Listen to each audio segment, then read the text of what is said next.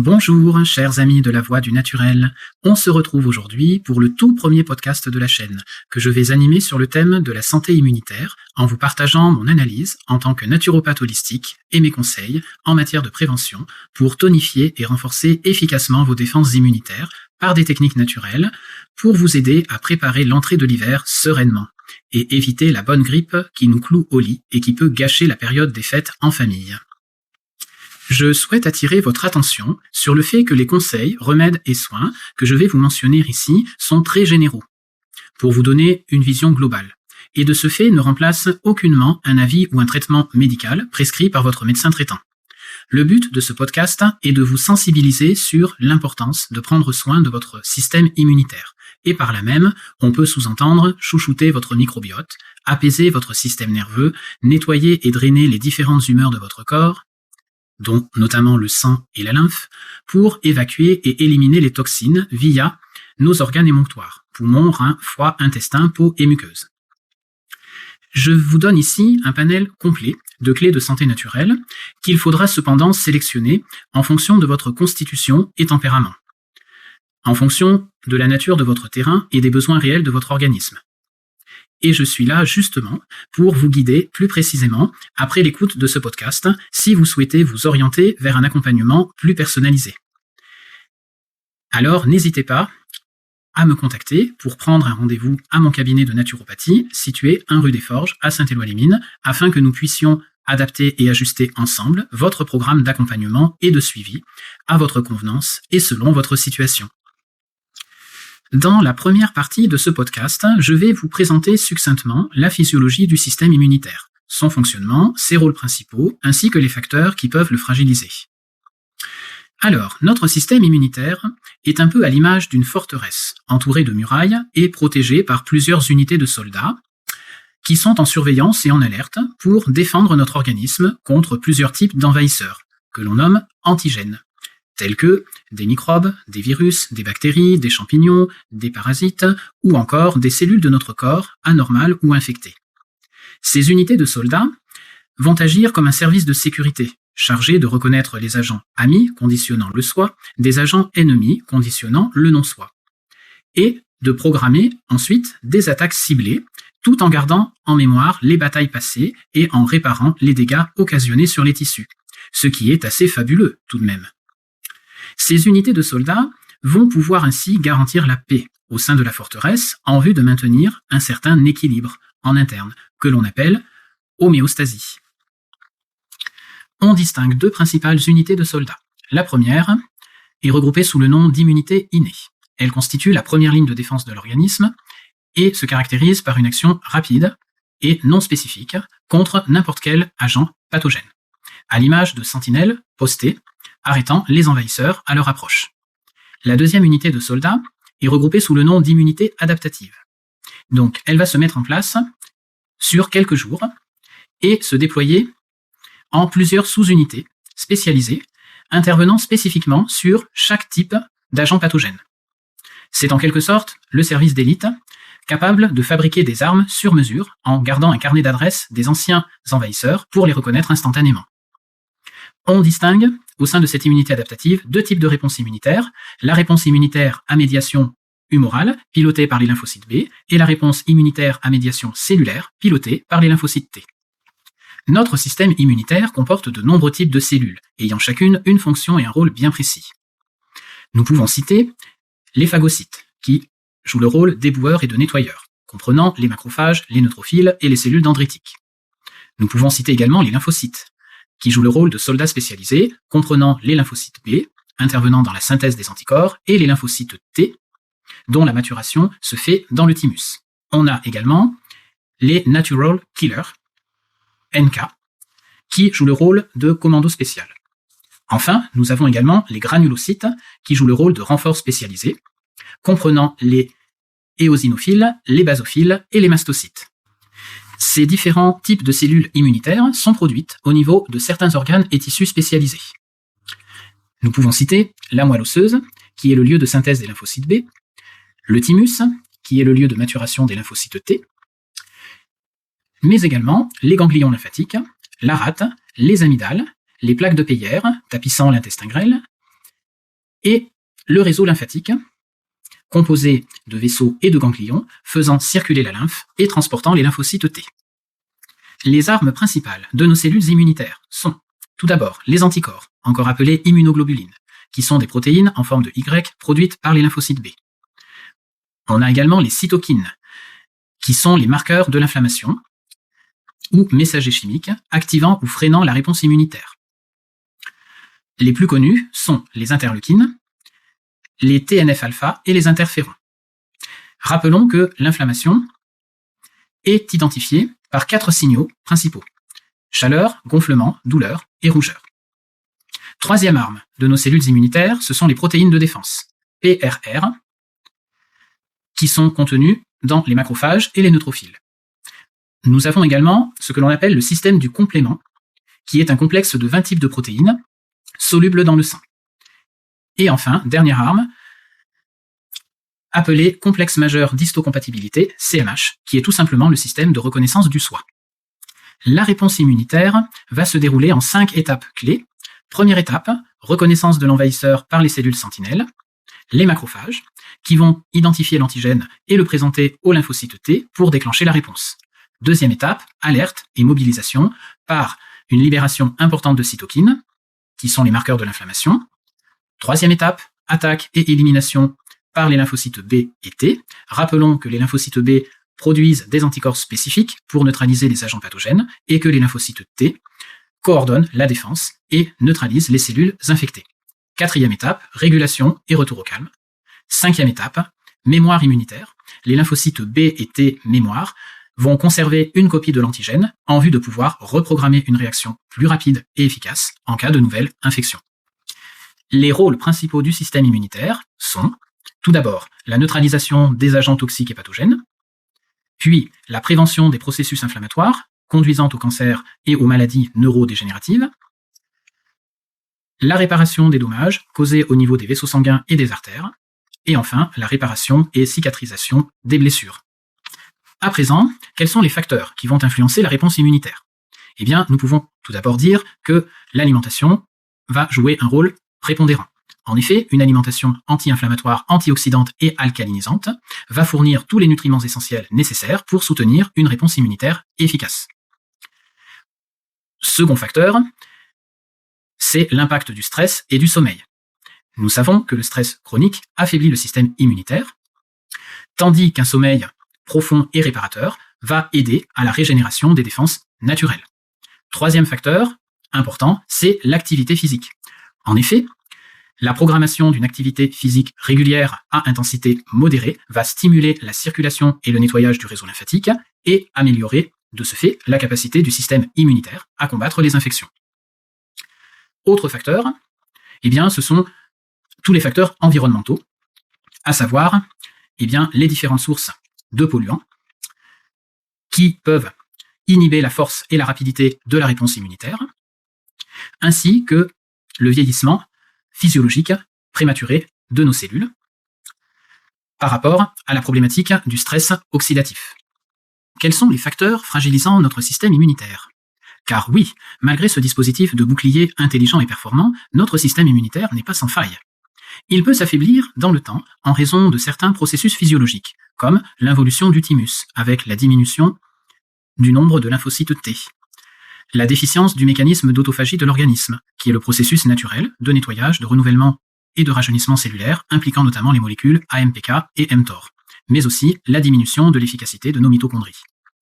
Il peut également être fragilisé par ce que l'on appelle une inflammation systémique de bas grade, par un stress oxydatif se traduisant par une accumulation de radicaux libres, mais également par un stress chronique, avec une production accrue et continue de cortisol, qui est l'hormone du stress, amplifiant la réaction inflammatoire, par une exposition et intoxination à des métaux lourds, tels que l'aluminium, présent dans les vaccins, le mercure, présent dans certains gros poissons, comme le thon, le cadmium, le nickel, présent dans les bijoux, ou encore le plomb, présent dans les amalgames dentaires, l'arsenic, dans l'eau du robinet, dans certains additifs alimentaires et dans certains produits cosmétiques. Il peut être fragilisé également par la prise de certains médicaments et par la manifestation d'allergies au niveau respiratoire et ou cutané, avec la fameuse molécule inflammatoire qu'est l'histamine. Concernant l'inflammation systémique de bas grade, son processus est lent et silencieux, provenant de l'intestin, où, je vous le rappelle, siègent 80% de nos cellules immunitaires. Une sollicitation répétée de notre système immunitaire peut en être la cause. Le plus embêtant est que cette inflammation chronique à bas bruit peut faire le lit d'un grand nombre de pathologies inflammatoires chroniques, dites de civilisation, comme l'obésité, le syndrome métabolique, les maladies cardiovasculaires, le diabète de type 2, certaines maladies neurodégénératives, comme Alzheimer, Parkinson, des allergies, de l'ostéoporose, de l'arthrite, de l'asthme, de la dépression, ou encore des maladies auto-immunes, telles que les maladies inflammatoires chroniques de l'intestin ou MICI. Dans ce dernier cas, le système immunitaire s'emballe et se met en hyperactivité en ne parvenant plus à faire la différence entre ses propres cellules, le soi, et les cellules étrangères, le non-soi, conduisant à une autodestruction d'un ou plusieurs organes. Nous pouvons citer à titre d'exemple la thyroïdite de Hashimoto, se caractérisant par une destruction progressive de la glande thyroïde.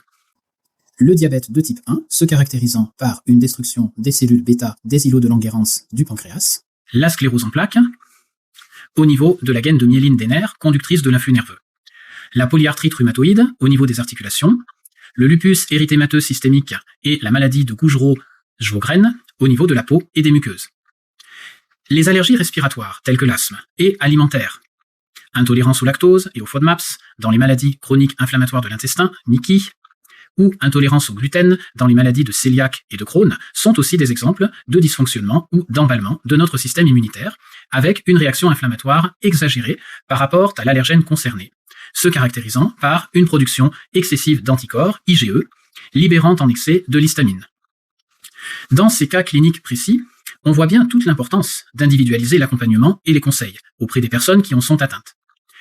Alors, justement, quels conseils, remèdes et soins naturels peut-on proposer en prévention dans une approche holistique pour protéger et renforcer son système immunitaire et ses défenses naturelles?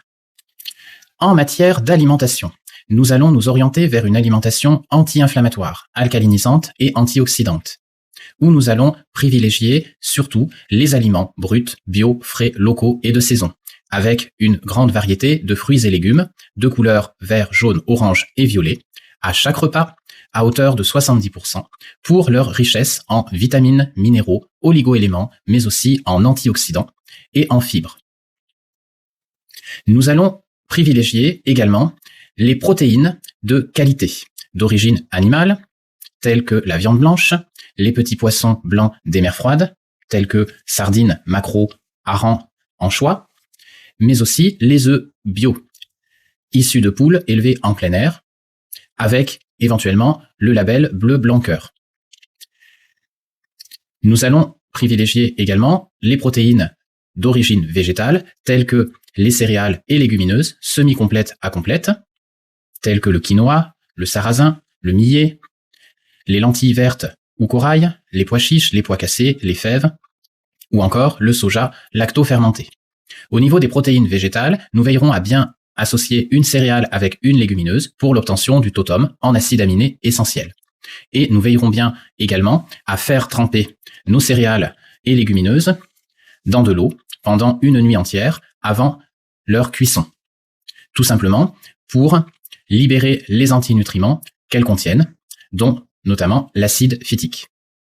La consommation de protéines de qualité, en particulier sur les 2 premiers repas de la journée, est important par rapport à la chaîne de synthèse des neurotransmetteurs, conditionnant le cycle veille-sommeil, mais aussi par rapport à l'apport en vitamines du groupe B, favorisant le soutien du système nerveux central, et par rapport à leurs propriétés rassasiantes et alcalinisantes. En matière de glucides, nous nous orienterons sur des glucides complexes à index glycémique bas, dont les féculents, que nous consommerons plutôt le soir, afin de favoriser la synthèse du GABA, qui est un neurotransmetteur de la déconnexion du mental, et qui permettront de favoriser un meilleur endormissement. En matière de lipides, nous privilégierons les acides gras essentiels, polyinsaturés, dont les oméga 3, d'origine animale, EPA-DHA, que l'on trouve dans les petits poissons gras des mers froides, sardines, maquereaux, harengs, anchois, mais aussi dans les huiles de poisson telles que l'huile de krill ou encore l'huile de foie de morue. Nous pourrons également consommer des oméga 3 d'origine végétale que l'on va trouver dans certaines huiles végétales qui seront choisies crues et de première pression à froid, telles que l'huile de lin, l'huile de caméline, l'huile de colza, de noix ou de chanvre, mais aussi dans les graines oléagineuses, de lin, de chia, de courge, dans le pourpier, dans les noix ou encore dans la mâche, mais aussi dans les algues de mer, nori, wakame, dulce. Ces oméga 3 devront être consommés au moins 3 fois par semaine et sont particulièrement intéressants en rapport à la modulation de l'inflammation puisqu'ils vont être anti-inflammatoires. La consommation d'oméga 6 devra être raisonnée et nous n'oublierons pas également la consommation d'oméga 9 que l'on trouve principalement dans l'huile d'olive vierge extra, mais aussi dans les olives ou encore l'avocat, par rapport à leur action protectrice au niveau du système cardiovasculaire. Le ratio optimal oméga 3 sur oméga 6 devrait être de l'ordre de 1 sur 3, voire 1 sur 4, pour que la modulation de l'inflammation soit optimale. Nous privilégierons également l'ajout de certaines herbes aromatiques et épices douces pour aider à stimuler et renforcer notre système immunitaire, comme par exemple l'ail noir, l'aneth, le basilic, la ciboulette, le clou de girofle, la coriandre, la menthe, l'oignon, l'origan, le persil, le romarin, la sauge ou encore le thym. Au niveau des épices, la cannelle, le curcuma, le gingembre, le poivre et le safran sont particulièrement intéressantes, notamment par leur action antioxydante. Puis nous pouvons agrémenter avec quelques super aliments qui seront consommés de façon ponctuelle, tels que les baies de goji, les fruits rouges, les graines germées, la levure de bière, ou encore certains produits de la ruche, tels que la gelée royale, la propolis, ou le pollen frais de cyste, certains miels, tels que le miel de Nigel, ou encore le miel de châtaignier ou de manukia, les huîtres, les algues de mer, en tartare ou en paillettes, la spiruline, les produits lactofermentés, légumes, choucroute, kéfir, miso, tofu, ou encore les champignons japonais, notamment les shiitake, le jus d'herbe d'orge et le bouillon d'os. Nous pouvons s'ajouter également la consommation de certains jus frais et crus réalisés à l'extracteur, dont voici quelques recettes intéressantes. À présent, les catégories d'aliments à éviter, car affaiblissant notre système immunitaire. Donc on va retrouver les aliments ultra transformés, les produits industriels et les plats préparés. On va retrouver également les protéines animales fortes, telles que la viande rouge, les produits laitiers animaux, le lait, le fromage, le yaourt, le beurre, la crème fraîche, au lait de vache, mais aussi les aliments sucrés et raffinés, donc tout ce qui est sucre, pain, farine et pâte blanche, à index glycémique élevé, mais aussi les céréales, riches en gluten, dont le seigle, l'avoine, le blé, l'orge et le triticale. Nous allons aussi retrouver les aliments contenant beaucoup de graisses saturées et d'acides gras trans, donc les chips, la charcuterie, le beurre, la crème fraîche, le saindoux, le lard, les fritures, les pizzas industrielles, les viennoiseries et pâtisseries, la margarine hydrogénée, l'huile de palme et l'huile de coco. Nous allons également éviter la consommation de boissons excitantes, telles que le café, le thé, l'alcool, les jus de fruits, les sodas, ou certaines boissons énergisantes. Et nous éviterons également le sel en excès. Petite exception au niveau des protéines animales, dans le cas où la personne présente un terrain de carence en fer, nous pourrons lui conseiller la consommation de boudin noir, mais aussi de gésier, de foie ou de volaille, pour leur haute teneur en fer héminique. Sinon, nous resterons sur la viande blanche, maigre, ou les petits poissons blancs des mers froides. Et au niveau des produits laitiers, eh bien, nous pourrons proposer une alternative végétale avec du lait d'amande, de soja, de riz, d'épeautre, de noisettes, ou encore des yaourts nature au lait de coco. En n'oubliant pas les huîtres également, par rapport à leur richesse en zinc. Vous l'aurez donc bien compris, notre alimentation devra donc être riche en antioxydants, mais également riche en fibres. Alors, nous distinguons deux types de fibres. Tout d'abord, les fibres prébiotiques, de nature soluble, qui vont servir en quelque sorte de nourriture aux bonnes bactéries de notre microbiote et qui vont être particulièrement importantes par rapport à la synthèse des acides gras à chaîne courte, qui vont avoir une action anti-inflammatoire et protectrice au niveau de la muqueuse intestinale. Et nous avons également les fibres probiotiques de nature insoluble, qui, elles, vont renforcer le système immunitaire, rééquilibrer la flore intestinale, améliorer la digestion ainsi que l'absorption des nutriments, et favoriser l'équilibre émotionnel.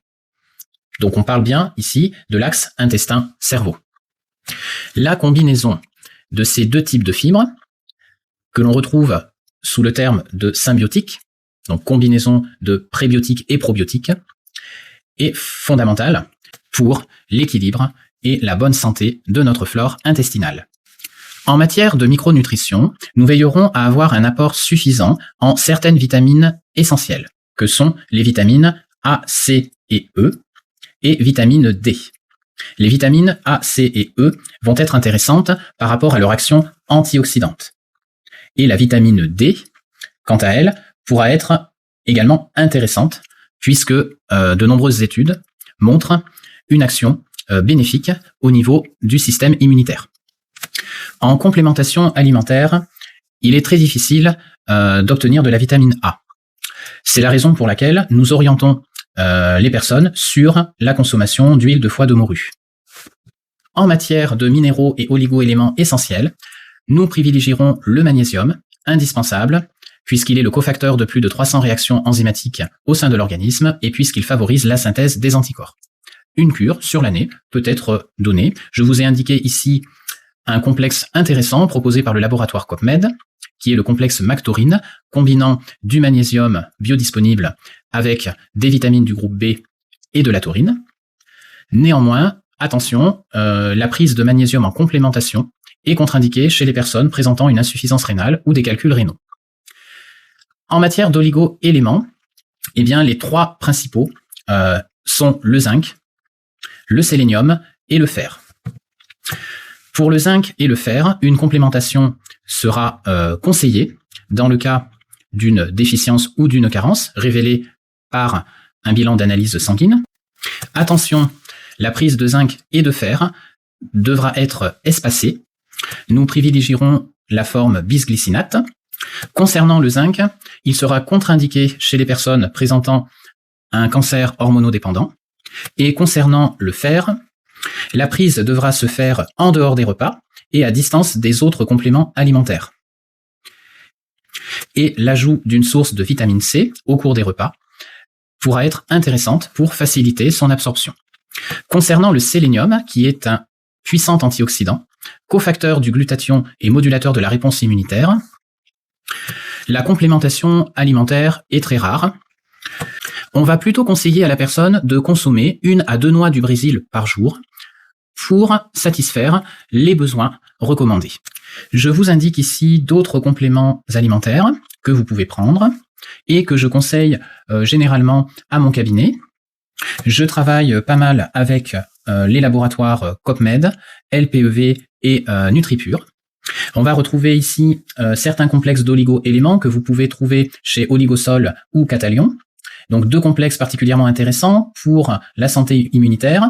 Tout d'abord le complexe cuivre-or-argent, mais aussi le complexe manganèse-cuivre. Dans les autres compléments, alors je vous ai indiqué les probiotiques spécial immunité, donc proposés par le laboratoire COPMED, les oméga 3, donc EPA-DHA, que vous pouvez trouver en capsule au laboratoire NutriPure. Je vous ai également indiqué l'EPP, l'extrait de pépins de pamplemousse, qui est un antibiotique naturel très intéressant pour la santé immunitaire et intestinale. Je vous ai également indiqué l'huile de Harlem, constituée de soufre organique, d'essence de térébenthine et d'huile végétale de lin, qui est aussi intéressante pour diminuer l'inflammation. Et enfin, je vous ai indiqué de la L-glutamine, qui est un composé particulièrement intéressant pour aider à la réparation de la barrière intestinale. D'autres compléments alimentaires vous sont présentés. J'en parlerai un peu plus précisément sur la partie phytothérapie, notamment. La programmation d'une activité physique régulière à intensité modérée va s'avérer très bénéfique pour notre santé immunitaire. En effet, l'activité physique va permettre de stimuler la circulation sanguine ainsi que le réseau lymphatique, aidant ainsi à mieux distribuer l'oxygène et les nutriments dans les tissus, ainsi qu'à mieux drainer et évacuer les toxines et déchets stockés dans la lymphe. L'activité physique est aussi intéressante car elle va favoriser la multiplication et le renouvellement des cellules immunitaires en renforçant ainsi les défenses naturelles. Elle contribue également à enrichir le microbiote intestinal avec une plus grande diversité de souches de bactéries. Elle est aussi intéressante dans la diminution du stress, du niveau d'anxiété ou d'angoisse grâce à l'augmentation de la synthèse de sérotonine et de la production des endorphines, ces fabuleuses hormones du plaisir et du bien-être émotionnel, et s'avère donc un remède efficace contre la dépression. L'activité physique va aussi permettre de compenser ce que l'on appelle l'immunosénescence, se caractérisant par une diminution progressive de la synthèse des lymphocytes T par le thymus à partir de l'âge de 20 ans. Enfin, l'activité physique va permettre d'améliorer significativement la qualité du sommeil, qui va être plus profond et réparateur, et permettre un meilleur contrôle du poids en réduisant l'inflammation chronique de bas grade, et va donc avoir un effet bénéfique et protecteur contre les pathologies de civilisation et les maladies auto-immunes. Pour générer l'ensemble de ces bienfaits, nous recommanderons 30 minutes de marche par jour ou 150 minutes d'endurance par semaine, plus 30 minutes de renforcement musculaire 2 fois par semaine. Nous orienterons les personnes sur les activités suivantes: marche active dans la nature, course à pied d'endurance, natation, telles que aquafitness, aquabiking, nage d'endurance, nage avec palme, sur du yoga, alors certaines formes de yoga, telles que le yoga vinyasa ou le kundalini yoga, ainsi que sur des pranayama, qui sont des techniques de respiration, mais également sur du pilate, du qigong ou encore de la danse. Nous allons voir à présent quelques outils et conseils pour vous aider à mieux gérer votre stress et vos émotions et à améliorer la qualité de votre sommeil. Certaines techniques respiratoires peuvent être intéressantes, comme la cohérence cardiaque 3-6-5, certains pranayama en yoga, ainsi que le bol d'air Shakye. Certaines thérapies manuelles douces, comme le yin yoga, le tai chi, le qigong, la fasciathérapie, la sophrologie, la relaxation, la méditation de pleine conscience, l'hypnose, la réflexologie, le massage tuina, le bain chaud aromatique ou encore la sylvothérapie, peuvent être très intéressantes dans ce cadre-là. Enfin, nous n'oublierons pas également les thérapies de libération émotionnelle, comme les élixirs floraux du Dr Bach, ou encore le FT, Emotional Freedom Technique, la méditation guidée, la pensée positive. Pour un sommeil réparateur, il est conseillé de dormir chaque nuit entre 7 et 9 heures pour un adulte et entre 8 et 11 heures pour un enfant ou un adolescent. Quelques conseils maintenant pour favoriser les conditions d'un bon endormissement. On évitera de prendre un repas trop lourd le soir, ainsi que la consommation de boissons excitantes. On attendra 3 heures après le repas avant d'aller se coucher. On coupera les écrans, notamment la lumière bleue, bloquant la synthèse de la mélatonine, en débranchant le Wi-Fi au moins 1 heure avant le coucher. On pourra également programmer chaque soir un petit rituel de 15 minutes avant le coucher. Donc, par exemple, la diffusion d'huile essentielle, la lecture d'un livre, la méditation de pleine conscience ou relaxation progressive de Jacobson, écoute d'une musique douce et apaisante, ou bien un petit automassage des tempes, du plexus solaire ou de la voûte plantaire avec une huile essentielle de votre choix. Nous veillerons également à dormir dans l'obscurité totale, dans une pièce dégagée, rangée, propre et fraîche, dont la température ambiante ne dépassera pas 20 degrés Celsius. On s'assurera également d'avoir un sommier de qualité et un matelas confortable. On peut opter pour un oreiller et un coussin de jambe ergonomique à mémoire de forme pour un meilleur confort postural au niveau de la colonne vertébrale pendant la nuit, en évitant les douleurs liées à la compression de certaines zones anatomiques du corps.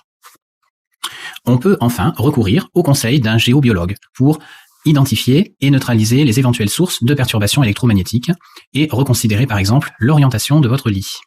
Dans le spectre des techniques naturelles complémentaires, on peut recourir à la phytothérapie avec certaines plantes médicinales à action immunostimulante comme l'échinacée, le ginseng, la griffe du chat, le lapacho, la sarriette des montagnes ou encore le sureau noir, mais aussi à des plantes à action immunomodulante comme l'astragale, le gingembre, l'ortie et le reishi, à des plantes à action tonifiante et revitalisante générale, donc particulièrement intéressantes en cas de fatigue, d'asthénie ou d'état de convalescence, donc telles que l'acérola, l'argousier ou le cynorrhodon.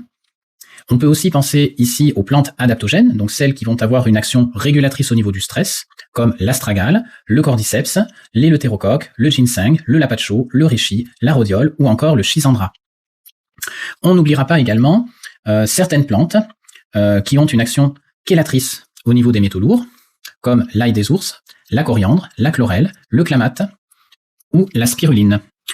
Enfin, d'autres plantes ayant une action tonifiante, comme le cannelier de Ceylan, le guarana, la maca, le maté, la mélisse, les graines de nigel, la réglisse ou encore le thym, peuvent être intéressantes.